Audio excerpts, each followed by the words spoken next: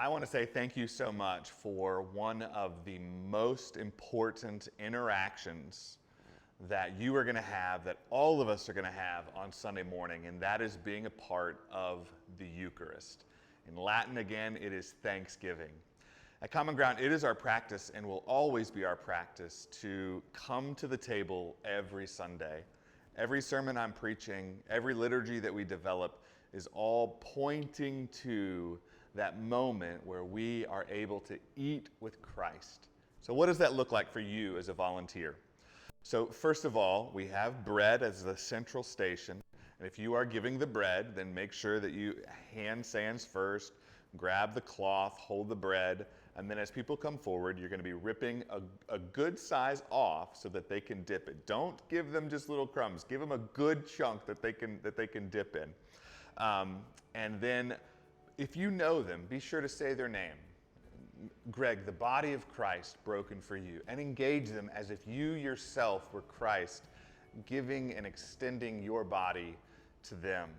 And then as they go on, either to the right or to the left, to receive either the wine or the juice, if you're holding the wine or the juice, again, being able to look them in the eye, engage in just a brief moment of deep, deep friendship, and being able to say, if you know their name, the blood of Christ poured out, or the blood of Christ spilt for you, or the blood of Christ shed for you. And then as they go on their way, just being ready to also receive whoever is next. And I want to make a note too as well, that if you've got a child, to be able to, bend down closer, or if we have those in our community who have special needs, either on the front row or in a wheelchair or somewhere around, be sure to communicate with them beforehand, before they get up, grab their crutch, before they start rolling with their wheelchair, what you're going to do. Are you going to bring it to them before everyone else receives?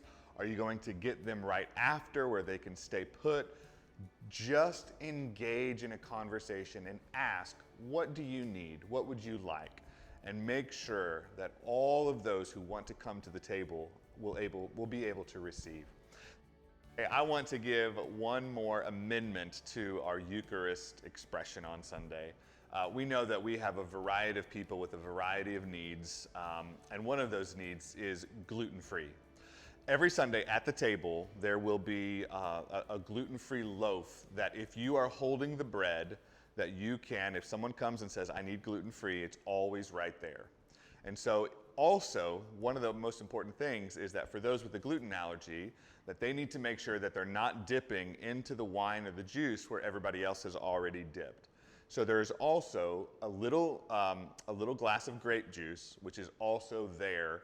And so when you bring the gluten bread, also recognize that you will also be the blood of Christ as well. And so be sure to make that note. If you have any questions, feel free to reach out to me or Melissa, who is gluten-free. And so we love you, and thanks for serving in this way.